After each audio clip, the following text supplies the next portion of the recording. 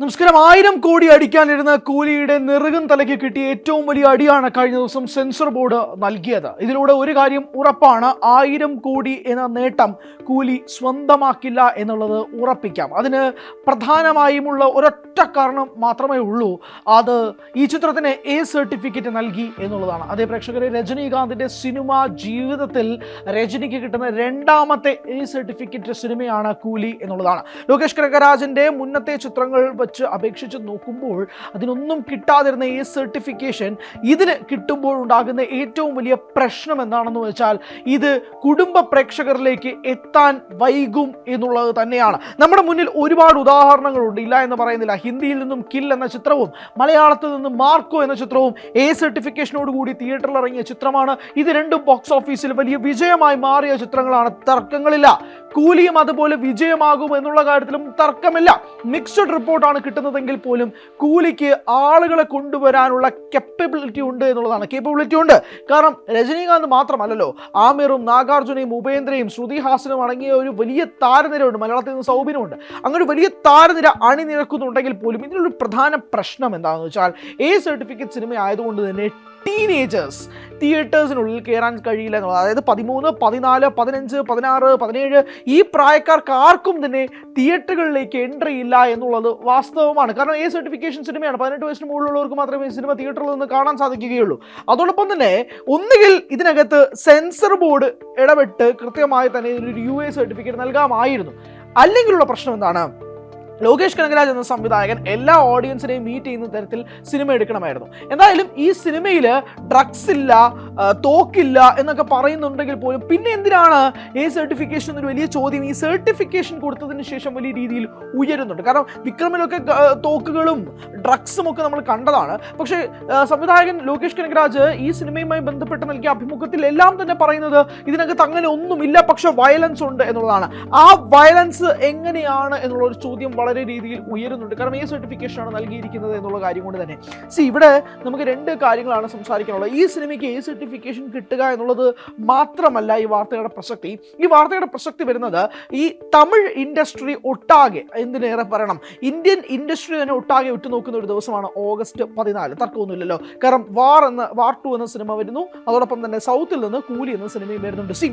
ഇവിടെ ഇതിനകത്ത് കൃത്യമായ പ്രൊപ്പോർഷൻ അനുസരിച്ച് ഈ രണ്ട് സിനിമകളും റിലീസ് ചെയ്യുന്നതോടൊപ്പം തന്നെയാണ് കൂലിക്ക് ഈ ഒരു തിരിച്ചടി കിട്ടുന്നത് എന്നുള്ളത് വാസ്തവമാണ്. കാരണം 1000 കോടി എന്ന സ്വപ്നം തമിഴ് സിനിമ ഇൻഡസ്ട്രി നോക്കിക്കാണുന്ന ഒരു ചിത്രവും കൂടിയാണ് കൂലി.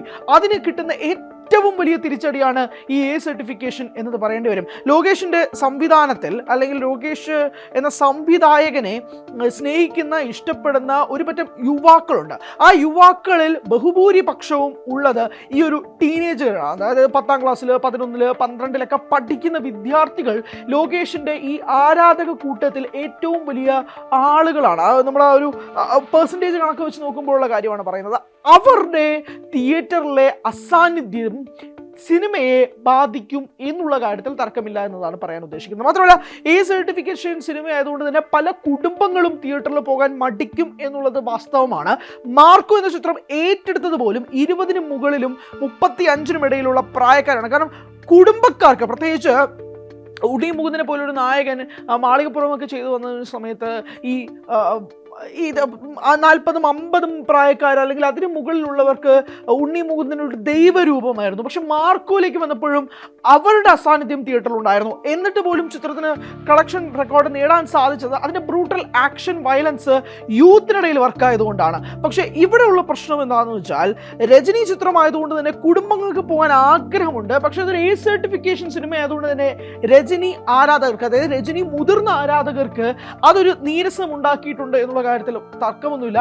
അതോടൊപ്പം തന്നെയാണ് ഞാൻ സൂചിപ്പിച്ചതുപോലെ തന്നെ ലോകേഷിന്റെ ആരാധക കൂട്ടത്തിലുള്ള ഈ 10ാം ക്ലാസ്സിൽ പഠിക്കുന്ന, 11-ലൊക്കെ പഠിക്കുന്ന ഈ വിദ്യാർത്ഥികൾ എന്ന് പറയുന്നത്, അവർക്കും തിയേറ്ററിൽ എൻട്രി ഇല്ലാതെ വരുന്നതോടുകൂടി ഇതെല്ലാം ആകത്തുക സംഭവിക്കുന്നത് ഈ സിനിമയുടെ കളക്ഷനെ അത് പ്രതികൂലമായി ബാധിക്കും എന്നുള്ളത് കൊണ്ട് തന്നെയാണ്. അങ്ങനെ ഒരു കളക്ഷനെ ബാധിക്കുന്ന രീതിയിലേക്ക് ഈ സിനിമയുടെ സർട്ടിഫിക്കേഷനോടുകൂടി തന്നെ ഇത് വന്നിട്ടുണ്ടെന്നുള്ളതാണ്. പക്ഷേ ഇതിൽ ഏറ്റവും കൂടുതൽ സന്തോഷിക്കുന്ന ആളുകളുണ്ടെങ്കിൽ അത് ഈ യൂത്താണ്. അതായത് കിൽ എന്ന ബോളിവുഡ് ചിത്രവും മാർക്കോ എന്ന ചിത്രവും ഒക്കെ വിജയിപ്പിച്ച വയലൻസ്, ബ്രൂട്ടൽ ആക്ഷന് വളരെയധികം സന്തോഷത്തോടെ സ്വീകരിക്കുന്ന ഒരു വലിയ വിഭാഗം യൂത്ത് ഉണ്ട്. പക്ഷെ അവരെ മൊത്തത്തിൽ കയ്യിലെടുത്താൽ പോലും ഈ കൂലി ആവശ്യപ്പെടുന്ന അല്ലെങ്കിൽ ആഗ്രഹിക്കുന്ന 1000 കോടി എന്ന നേട്ടം സ്വന്തമാക്കാൻ കഴിയില്ല എന്നതേ പറഞ്ഞുള്ളൂ. അല്ലാതെ സിനിമ പരാജയപ്പെടുമെന്നോ സിനിമ ഒരു ആവറേജ് ആകുമെന്നോ എന്നൊന്നും അവകാശപ്പെടുന്നില്ല ഞാൻ. പക്ഷേ 1000 കോടി അടിക്കാൻ പോകുന്നില്ല എന്നുള്ളത് വസ്തുതയാണ്. അത് പ്രേക്ഷകർക്കും കഴിഞ്ഞ ദിവസത്തെ സർട്ടിഫിക്കേഷനോടുകൂടി മനസ്സിലായി കാണുമെന്ന് വിശ്വസിക്കുന്നു. കാരണം ഇതൊരു വലിയ ഇൻഡസ്ട്രിയാണ്. കാരണം സർട്ടിഫിക്കേഷൻ ആയതുകൊണ്ട് തന്നെ ഇപ്പോഴും പലരും എല്ലാവരും ഇപ്പോഴും അത് വയലൻസ് കാരണം മാത്രമാണ് എന്ന് ചിന്തിക്കുന്നില്ല. കാരണം സർട്ടിഫിക്കറ്റ് സിനിമയാണോ, ഓക്കെ എന്നാൽ പിന്നെ അതിൻ്റെ അടുത്ത് പോലും പോകരുത് എന്ന് ചിന്തിക്കുന്ന ഓഡിയൻസ് നമ്മുടെ നാട്ടിലുണ്ട്. ആ ഓഡിയൻസ് ഈ സിനിമ തിയേറ്ററിൽ പോയി കാണണമെന്ന് നിങ്ങൾ വാശി പിടിക്കുകയും ചെയ്തു. അങ്ങനെ ഒരു വലിയ വിഭാഗം ആളുകളുണ്ട്, അത് വസ്തുതയാണ്. പക്ഷെ പറയാൻ ഉദ്ദേശിക്കുന്നത് ഇതൊരു വയലൻസിൻ്റെ റിലേറ്റഡ് ആയിട്ടുള്ള സർട്ടിഫിക്കേഷൻ ആണ്. അല്ലാതെ നിങ്ങൾ ഇപ്പോൾ വേറെ അഡൾട്രേറ്റഡ് എന്ന് പറയുന്ന സിനിമകൾ, അതായത് സെക്സ് കണ്ടൻസ് നിറഞ്ഞ ആ സിനിമകളല്ലാതെ ഇതൊരു വയലൻസ് സിനിമയാണ്. വയലൻസിന് വേണ്ടി മാത്രമാണ് ഈ സിനിമ സർട്ടിഫിക്കേഷൻ നൽകിയിരിക്കുന്നത് എന്നതുകൂടി പറയണം.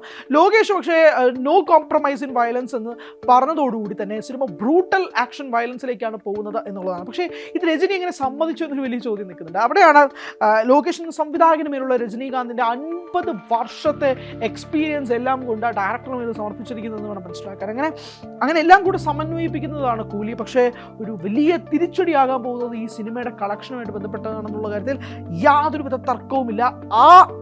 ആ സിറ്റുവേഷൻ അതെങ്ങനെയാണ് ഈ സിനിമയെ പ്രതികൂലമായി ബാധിക്കാൻ പോകുന്നത് നിങ്ങൾക്ക് ഓഗസ്റ്റ് 14 കാണാം. കാരണം ആ സിനിമ മാത്രമല്ല അന്ന് ഇറങ്ങുന്നത്, വാർ എന്ന് പറയുന്ന സിനിമയുടെ ഫ്രാഞ്ചൈസിൽ നിന്ന് ഇറങ്ങുന്നത് വാർ 2 എന്ന സിനിമയും റിലീസാകുന്നുണ്ട് 14 യാഷ്രാജ് ഫിലിംസ് ആണ് സിനിമയുടെ നിർമ്മാണം. നിങ്ങൾ ആലോചിച്ച് നോക്കണം, ഇന്ത്യൻ സിനിമയിൽ തിയേറ്ററുകൾ അടക്കി ഭരിക്കുന്ന ഒരു പ്രൊഡക്ഷൻ കമ്പനി ഉണ്ടെങ്കിൽ അത് യാഷ്രാജ് ഫിലിംസ് ആണ്. യാഷ്രാജ് ഫിലിംസ് അത്രമേൽ ഈ തിയേറ്റർ വ്യവസായത്തെ തന്നെ ഒരുമിച്ച് നിർത്തുന്ന ഒരു പ്രൊഡക്ഷൻ കമ്പനിയാണ്. അവർ എത്രമാത്രം സ്ക്രീൻസ് വാർ 2-ന് വേണ്ടി മാറ്റി നിർത്തുന്നുള്ളതെന്ന് കാണേണ്ടതാണ്. അതോടൊപ്പം തന്നെ കൂലിക്ക് സർട്ടിഫിക്കേഷൻ കൂടി കിട്ടിയതോടെ വാർ 2-ലെ ആളുകൾ വളരെ സന്തോഷത്തിലാണ്. കാരണം അവരാഗ്രഹിക്കുന്നത് ഇതുപോലൊരു കാര്യമാണ്. കാരണം ഒരു വലിയ ക്ലാഷാണ് നടക്കാൻ പോകുന്നത്. അപ്പോൾ ഉറപ്പായിട്ടും ഇതിൻ്റെ സർട്ടിഫിക്കേഷന് വലിയ പ്രാധാന്യമുണ്ട്. എന്തായാലും 1000 കോടി എന്ന സ്വപ്ന നേട്ടം നേടിയെടുക്കുമെന്ന് കരുതിയിരുന്ന കൂലിക്ക് കരണത്തേറ്റ അടിയാണ് സർട്ടിഫിക്കേഷൻ എന്ന കാര്യത്തിൽ തർക്കമില്ല. എന്താണ് പ്രേക്ഷകരുടെ അഭിപ്രായം? കമന്റിലൂടെ അറിയിക്കുക. Thank you so much.